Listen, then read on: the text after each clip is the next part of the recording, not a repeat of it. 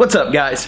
Alright, so today we're actually going to learn how to do the Luma Key Transition. I don't know if you've ever seen any of Sam Colder's videos, or Devin Graham's team is actually working on a video that they're using it in.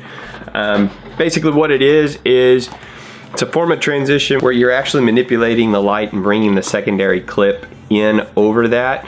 And so you leave parts of the first clip still visible as the second clip actually comes in to certain parts of the actual frame that you want.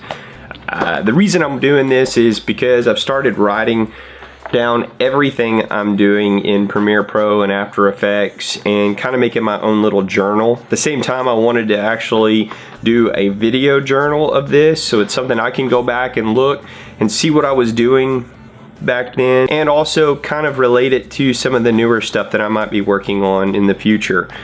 Okay, so let's move over to Premiere Pro, where we'll actually start working on the two clips that I already have in the program after I get a sip of coffee. You got to get you a Space Cat cup right here, man. Anyway, so let's move over to Premiere Pro. So the first thing we're going to do is go up here to Effects, click on Effects. Now I've already got Luma Key up here typed in the search bar, but you'll want to type in Luma Key up here. It'll pop up over here to the side. Drag your Luma Key down to the clip that you're working with, which for us, it's the clip of the Jeep driving underneath the bridge. To make it look like your normal Luma Key transitions that you see in some of the other YouTube videos, what you need to do is you need to go down here and you need to actually set your key ins. So we don't want your threshold to be 100%. Drop it down to 0 because we want to keep the effect at 0 at the very beginning of the clip. Drag in your keys down here. I always start at the very beginning and I go about 6 to 8 frames over. Now this one I'm going to go 8 frames over. Once I get 8 frames over, I want to increase my threshold till I start seeing the effect.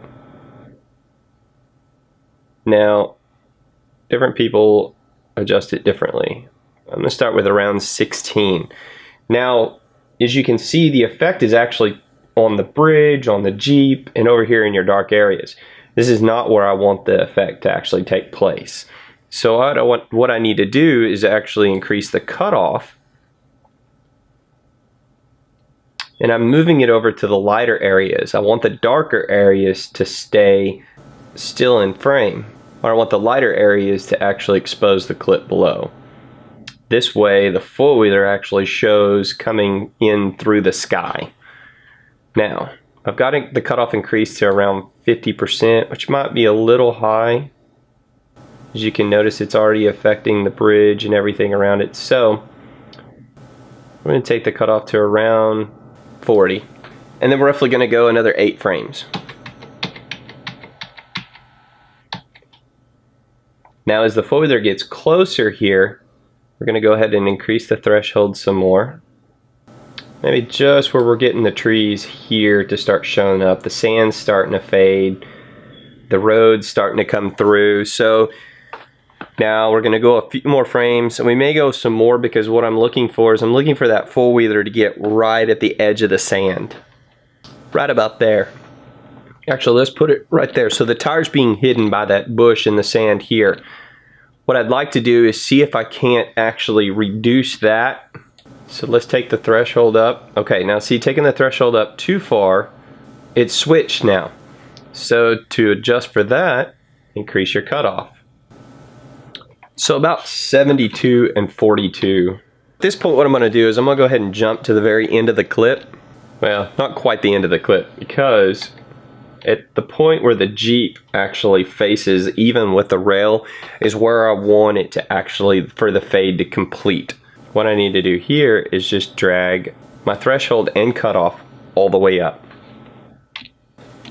And for me, I like that. I think it looks good. I mean, it's all up to you. The whole point of editing is it's an art form. So it's whatever you like. It's whatever you think looks good. You may go a different method. Someone may actually edit it where the bridge and everything else disappears first and then the four-wheeler comes out of the sky or something. But for me, I like the effect of looking like basically the sky's lifting and there's a four-wheeler and a road coming out of it.